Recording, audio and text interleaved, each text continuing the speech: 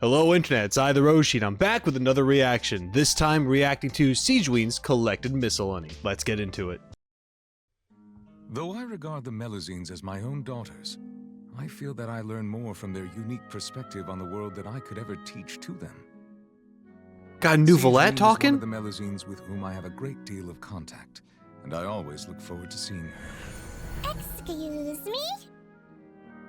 Sigewinne is a medical expert adept in hydrotherapy. Sometimes she makes use of non-traditional equipment, such as her bubble gun, to deliver highly unorthodox treatments. And though I do not fully understand her reasons, I trust her judgment completely. Not everyone adapts well to Fontaine's underwater environments, but Sigewinne always takes good care of those in need. When Sigewinne is in the party, if your active character's health falls below a certain percentage while underwater, they will steadily heal over a short period. Oh wow! With the total amount of healing based on their max HP. Additionally, their resistance to all elemental and physical damage will be temporarily decreased. This effect can only be triggered once per set interval. Sigewinne's normal attack can combo up to 3 strikes, dealing physical damage. It's a bow Her user. charged attack executes a more precise aimed shot. While I didn't know aimed, that. hydro energy accumulates on the arrowhead. After fully charging, Sigewinne will periodically fire slow-moving ministration bubbles toward her target, dealing hydro damage. When released, a fully charged arrow will deal hydro damage to the enemy. That's cool. With her elemental skill, Sigewinne uses her Fortress of Meropede's special-issue bubble gun to blow a bolstering bubble bomb that can stimulate blood flow and help patients drift off to sleep. The bolstering bubble bomb bounces between nearby enemies, dealing hydro damage upon hit based on Sigewinne's max HP. While bouncing, it also heals all nearby party members, except for Sigewinne herself, by an amount based on her max HP. Okay, so she bubble can't heal bomb will herself. Disappear after several bounces, healing Sigewinne based on her max HP. Oh, never mind. When no enemies are present, the bubble bomb will bounce around nearby. Only one of Sigewinne's bolstering bubble bombs may exist at once. Hold her elemental skill to enter aiming mode and boost the bolstering bubble bomb to an even bigger, more breathtaking size. The bolstering bubble bomb grows in size by up to 2 tiers as the skill is held, each tier increasing both the damage dealt and the healing provided. After releasing, the bubble shrinks in size by 1 tier after each bounce until it returns to its normal size. When weaker enemies are hit by big bolstering bubble bombs, they will be locked in place and unable to move. Sigewinne's elemental skill also generates a number of source water droplets nearby. Each droplet she collects will grant her a bond of life worth a percentage of her max HP. When Sigewinne's bond of life is cleared, she will regain elemental energy. The quantity of elemental energy regained depends on the amount of bond of life cleared and is subject to a limit. At set intervals, bolstering bubble bombs summon a surging blade at the location they hit, dealing Usia-aligned hydro damage based on her max HP. After unlocking the talent requires appropriate rest, using Sigewinne's elemental skill grants her the semi-strict bed rest effect for a certain duration. While this effect is active, Sigewinne gains a hydro damage bonus with a number of convalescent stacks. Except for Sigewinne herself, when a nearby off-field party member's elemental skill deals damage, a stack of convalescence is consumed to increase the damage dealt in this instance. This effect is increased based on the amount of max HP Sigewinne has over a certain amount, and there is a limit to the damage increase that can be gained in this way. He might feel a little prick. With her elemental burst, Sigewinne gets out her Meropede-manufactured custom syringe and sprays forth waves of kindness and medicine, dealing continuous AoE hydro damage based on her max HP. Also, when she uses her elemental burst, she absorbs source water droplets within a certain range, up to a certain quantity. Sigewinne's treatments may be clinical, but she always delivers them with an extra dose of love. After unlocking the passive talent Detailed Diagnosis Thorough Treatment, Sigewinne's outgoing healing is increased by an amount based on the combined total of all party members' current bonds of life. There is a limit to the healing bonus that can be granted in this way.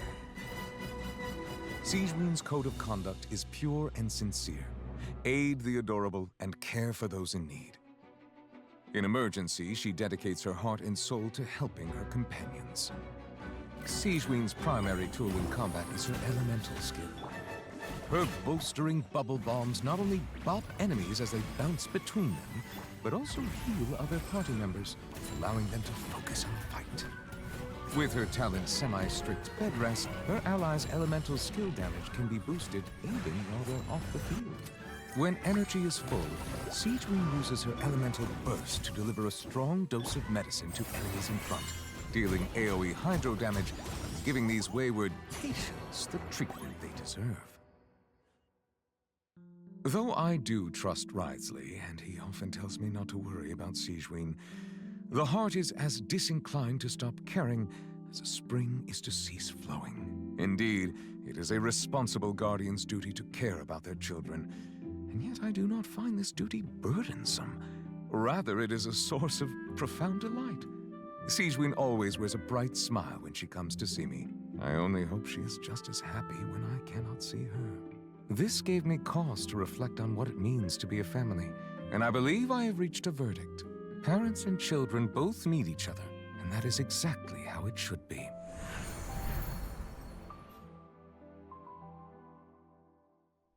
Wow. Okay. All right. Now I gotta talk about it. I was caught off guard with a delightful surprise. I was not expecting Neuvillette to be the narrator, although now that I think about it, it makes sense, and he would be the person to talk about any of the Melusines. I want to talk a little bit more about that, just a little bit, but there are other things that I should mention, and that is her gameplay is a lot different than I thought it was. I didn't actually know she was a bow user. I thought she was more of a catalyst. I like how she's charging up her attack and she's sending the little heart bubbles to do a little hydro damage before she applies more hydro damage with the thing. It's I haven't really seen that before necessarily. I think that's neat. I like that. That was cute. And yet her animations are very cool. Her bubble gun where she's kind of floating in the air. I like when she is shooting her kindness and medicine towards people with her burst, and how she kind of floats around and can kind of move around the field, similar to how Neuvillette moves when he's doing his giant hydro beam. They did a very good job at making a very cute character, which at the same time doesn't feel like it's being overdone. I know some people could argue that they're forcing the cuteness down your throat, but I don't really feel that way when I look at this character. And even though there is that feeling of must protect at all costs there is also a weird, slight, unsettling feel to it.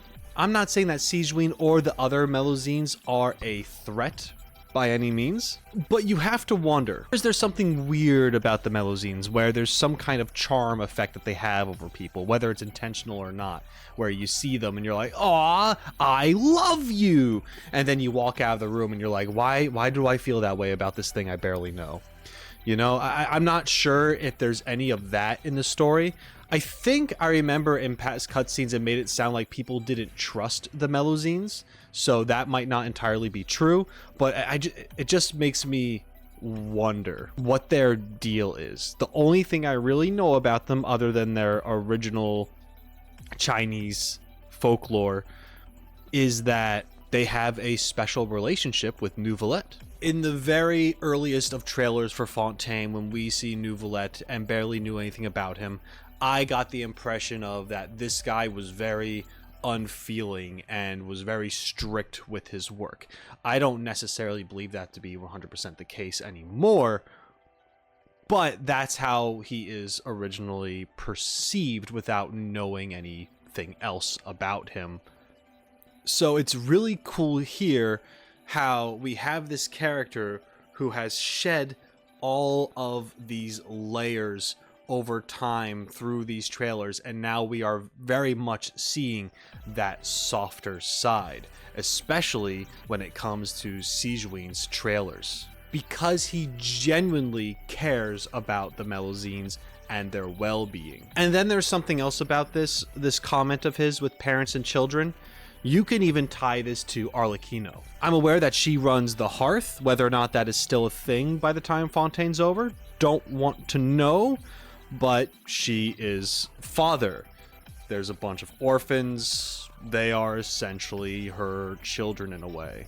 He might not be talking about that directly, but there is still this message to it where they're both needed. This parental figure, these children, the children need somebody, the parental figure needs somebody. So this same message is probably how Arlecchino has felt, although towards the ends of her trailers we were getting this sense of how this needs to kind of come to an end and you're all going to be on your own. So it's a very weird, like, Neuvillette being all about the bond, and Arlecchino kind of saying that the birds need to fly the nest. I don't know, it's just like a very strong message about parenting when you consider both characters in this way, because of course you want to always be there for your child, you want to always support them, and of course you're wondering if they're okay when they're not in like line of sight of you and all that stuff. So, like, referring to how he hopes that she has a smile on his face even when he can't see her, kind of thing. But then there's the whole Arlecchino thing where it's, yes, the kids do eventually have to leave and take care of themselves and do their own thing, and you could still care about them and you were their foundation, and that's great, but they do need some independency. I don't know, it's just these two outlooks that appear to be different from each other, yet they're also extremely similar, with the core being of how one cares for the people that they bring up into the world. Well, that's it. This was great. I'm glad that I watched it, although it took me a while to get around to it, but I'm super happy that we had a different narrator for this, it being Neuvillette, because that's just the perfect choice to talk about Sigewinne. Someone that he would know on a more personal level than probably any other character within Genshin, including Dainsleif, including Alice. This just made sense. It was great to learn about their relationship, how he views things, and even if it was a stretch, I was still able to compare it to other characters and their outlook, like Arlecchino, for example, because we're talking about parenting here. This was a lot of fun. I'm glad that I watched it, and that's pretty much it. So, if you enjoyed watching this with me, then let me know by subscribing to the channel. If you haven't done that already, you could check the description for additional ways to support me. You can like the video, leave a comment down below, all that stuff. Every little bit counts, and I appreciate it greatly. Thank you so much for being here, and until next time, shine on, you crazy diamonds. Later.